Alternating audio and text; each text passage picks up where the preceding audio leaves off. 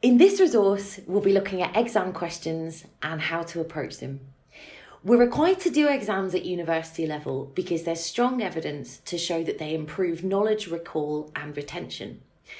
Anxiety around exams is completely understandable, but they're not intended to trick or unbalance you, and it can be helpful just to think of them as a different assessment format which tests certain skills that essays and coursework just aren't as good at assessing.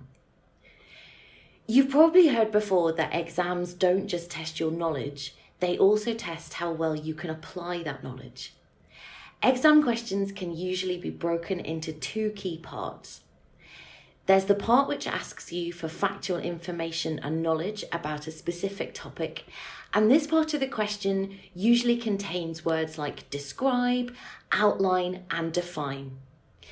Also, there's the part of the question which asks you to construct an independent, evidence-based analysis of the subject with a clearly identifiable argument.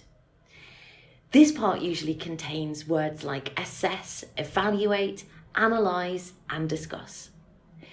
Breaking the question down into these two parts will allow you to plan before you start writing so you can give a clear and consistent answer to the question. Let's look at an example of how this works. Now, obviously, you're not going to be answering an exam question on sharks and dinosaurs. This is just to demonstrate the structure of a typical question. This question is asking for factual information about the hunting techniques of sharks and dinosaurs, and the critical component is asking you to assess how effective these techniques actually are. At this point in the exam process, when you've just read through the question, you'll still be full of nerves, and adrenaline is not designed to help us construct nuanced, measured responses to things, but what it is good at is speeding us up and temporarily boosting our ability for factual recall. So you can use that initial rush of nerves to make some speedy factual notes on a separate piece of paper to start off your plan. This is the point where you can empty all the information out of your brain and onto the page. However, as we said earlier, your marker isn't looking for a list of facts. By now, the initial adrenaline rush should have subsided a bit, so your brain is better prepared for analysis and evaluation. Use what you know to establish your overall take on the question. Rather than looking for a single objectively correct response, the examiner's looking for your ability to assess and evaluate the facts in order to build an argument and answer the question consistently. Look at the speedy list you just made.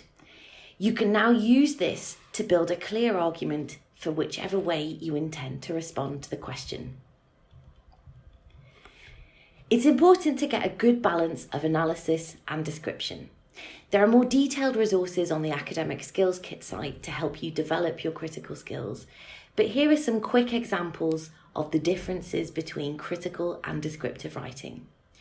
These sentences are descriptive and do not express a clear argument. By contrast, these sentences are critical, analytical, and contain clear arguments. We hope this has given you some helpful guidance on exam questions. For more resources, information, and contact details, visit the Academic Skills Kit.